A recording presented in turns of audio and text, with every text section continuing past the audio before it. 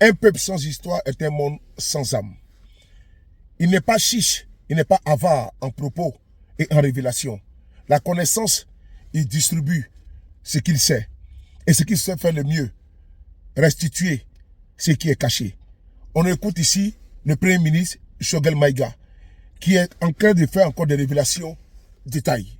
On y va ensemble. Les emprises à nos braves forces armées de sécurité. Alors même que nous nous sommes entendus avec la MINUSMA pour un retrait ordonné, coordonné et sécurisé avec le Mali. Souvent, nous venons à 10 heures. Après s'être donné rendez-vous, on nous dit qu'ils sont partis depuis 8 heures. Mais ça, c'est quoi ça? On s'est entendu que vous partez à 10 heures et puis vous vous quittez depuis 8 heures. Qu'est-ce qu'on nous dit? Ils sont en insécurité. Mais eux, ils sont venus pour sécuriser les Maliens. Mais en réalité, toute la nuit, ils ont fricoté avec les terroristes pour passer les armes lourdes, les blindés et disparaître. Mais ce qu'ils ne savaient pas, c'est que notre armée se prépare à cette situation depuis plus de 2 ans. Depuis la rectification, depuis la mi-décembre 2021, où s'est déclenchée la grande offensive militaire, où l'armée a déplacé l'insécurité dans les sanctuaires de terroristes, depuis cette date, jusqu'à une date récente, notre armée a redoublé, a multiplié sa vigilance et ses capacités d'affrontement direct, comme je l'ai dit, avec l'ennemi du Mali. Et c'est pour cela que nous les avons observés quand ils ont nuitamment transmis toutes ces armes lourdes à nos adversaires. Le matin, pendant qu'ils nous disent qu'ils sont partis, les autres faisaient la fête. Nous leur avons donné un bonjour et comme le dit le journaliste, ils se sont trouvés, comme notre Premier ministre de la Défense le dit, on les a renvoyés au repos éternel. Pour que tout le monde sache à quoi s'en tenir avec le Mali. Nous sommes un vieux peuple, un peuple de guerriers qui peut plier face à des difficultés de l'histoire, mais qui n'auront jamais. C'est ce que nous avons montré à l'occasion de ce retrait. Mesdames et messieurs, je disais que ces emprises qui devaient être légalement restituées au Mali, suivant les décisions du Conseil de sécurité, leur prise a été l'objet d'étaler au grand jour la mauvaise foi des mouvements armés qui se sont désormais compromis avec les mouvements terroristes. L'attaque du bateau de Tombouctou, l'embargo de Tombouctou, l'attaque de la base de Gao. Mais c'était fait pour quoi? C'était fait pour nous déstabiliser. C'était fait pour rompre le fil qu'il y ait les 1% des dirigeants ou 90% de la population. C'était des forces spéciales étrangères qui l'ont organisé pour paniquer la population et dire qu'il y a des dirigeants va-t-en-guerre avec quelques suppôts locaux qui sortaient. Oui, il faut la paix. Le gouvernement doit arrêter de se battre comme ça, c'est des va-t-en-guerre. Comme si on n'a jamais refusé la paix. Heureusement qu'eux-mêmes ont apporté la preuve, parce que nous avons entendu la SEMA, nous avons entendu dire le GINIM, le GISM, et après l'élément de langage, c'est le CSP, qui assume ces actes terroristes contre nos populations. À partir de ce moment, il n'y avait plus rien à chercher. Il fallait aller, comme je l'ai dit, à visage découvert à cet affrontement avec tout le monde. Les balas et les baladéons, là, il fallait les affronter, les cogner à la bouche.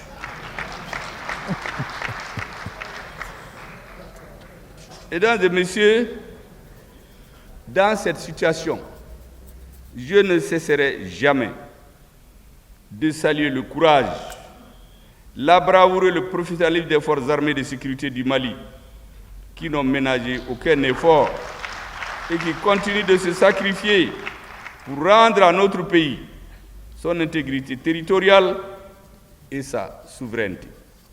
Souvent, certains pensent que c'est flatteur quand je les appelle les monébodéums. Parce que aussi longtemps qu'ils n'avaient pas tranché cette question de Kidal, les Maliens ne pouvaient rien faire. Mais pour trancher cette question, il fallait des hommes déterminés.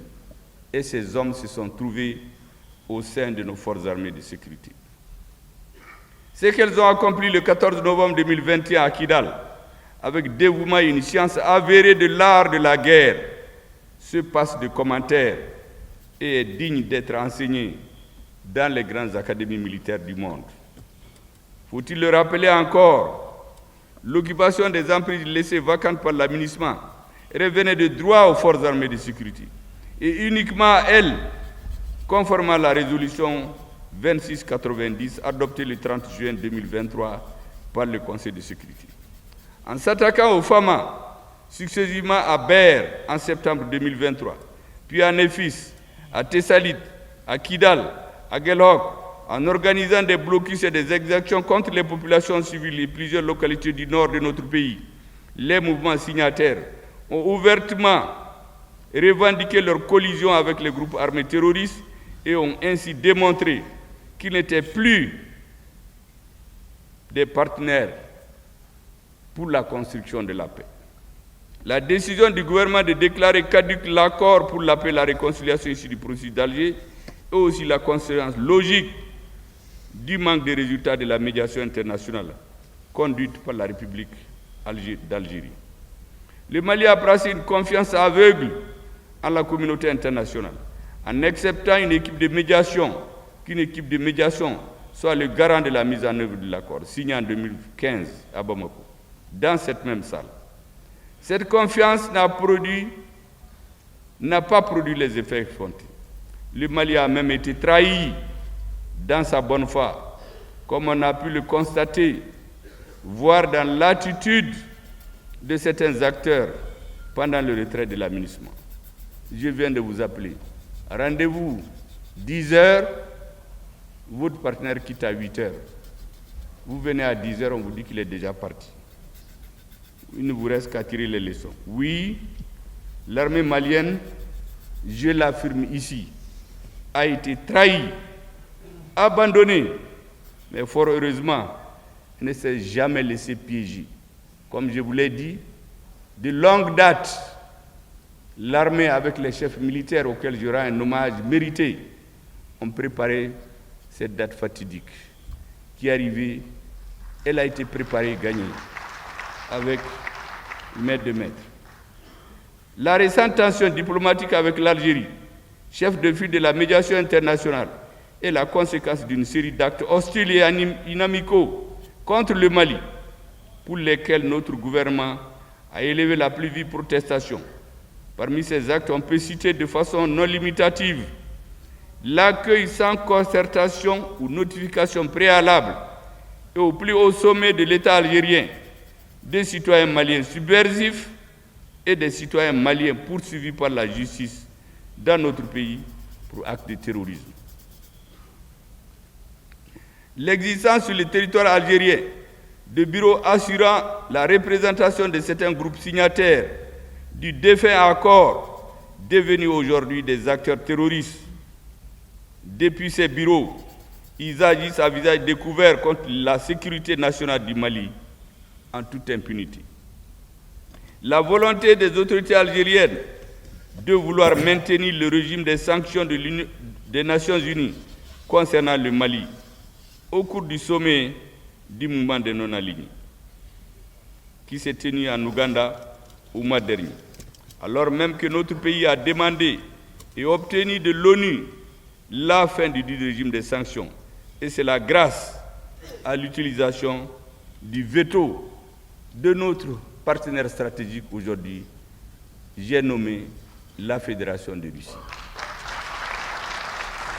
Vous savez que ce régime de sanctions souvent a été imposé à des citoyens maliens tout simplement parce qu'ils ont refusé de trahir leur pays. Quand vous ne faites pas leur jeu, souvent, on inscrit vos noms sur la liste des personnes à sanctionner.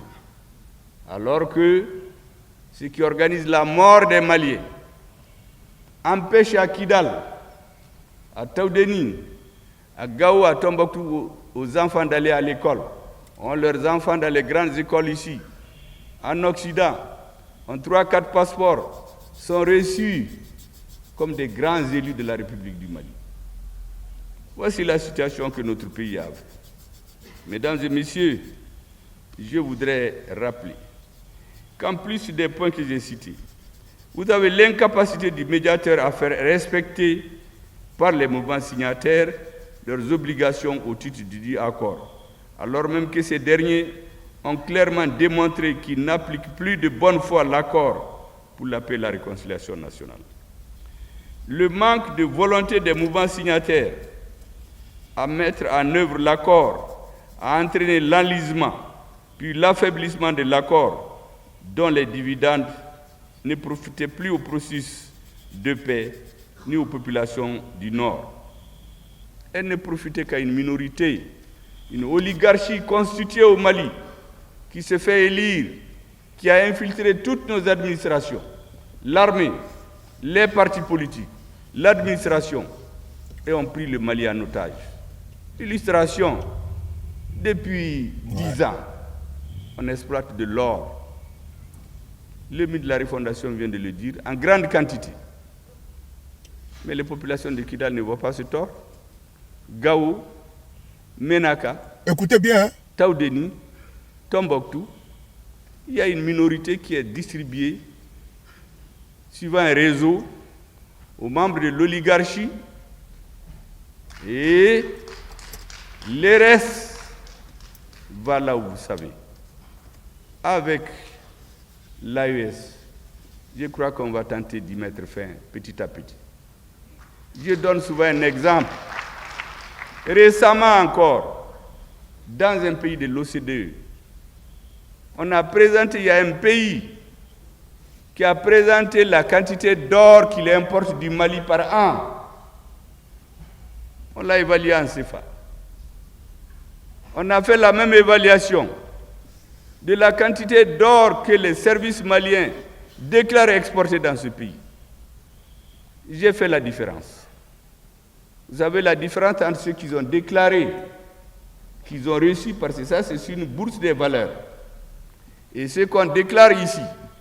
La différence est l'équivalent du budget national du Mali.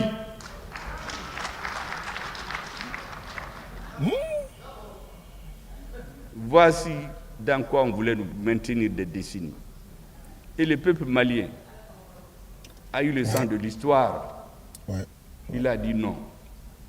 Et à partir d'aujourd'hui, à partir de la création de l'AES, comme je vous dis, petit à petit, nous allons nous donner les moyens de notre politique, de la politique qu'il faut pour notre pays. Mesdames et messieurs, en 9 ans d'application, aucun progrès en ce qui concerne le volet démobilisation. Je viens de vous en parler. Désarmement et déréinsertion des ex-combattants. Et c'est là principalement à cause des obstacles fréquents posés par les mouvements signataires. Dans quelle armée on peut se respecter? En prenant quelqu'un qui va à la retraite, qui change de mouvement, comme les militants changent de parti souvent. Il va à l'Assemblée, quand un parti l'arrange, il vire là-bas, il devient député ou élu. Ce monsieur aussi, il va dans un mouvement et il gonfle les muscles, on vient nous présenter à nos militaires, il faut le nommer général. Mais ceux qui ont usé leurs culottes sur les bancs, ont usé leurs rangers en train de se battre pour être généraux. Et ce monsieur, ça c'est un cas que je vous ai cité, il y en a beaucoup comme ça. Tout a été mis en œuvre pour empêcher que nous mettions en œuvre de bonne foi l'accord.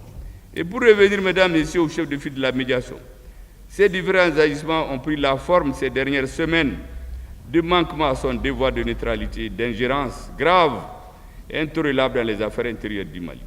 Toutes choses incompatibles avec les usages diplomatiques, avec l'esprit des relations séculaires et de fraternité, d'amitié et de bon voisinage. Mesdames et messieurs, le ministre de la Refondation vient de le rappeler. Nous allons continuer à le rappeler aussi longtemps que c'est nécessaire. Les agissements du gouvernement algérien, en fait, sont en violation de l'article 34 de la Constitution du Mali, qui dispose que l'action publique en République du Mali est guidée par les 3 principes édictés, à savoir le respect de la souveraineté, le respect du choix de partenaires stratégiques, la prise en compte des intérêts vitaux du peuple malien dans les décisions prises.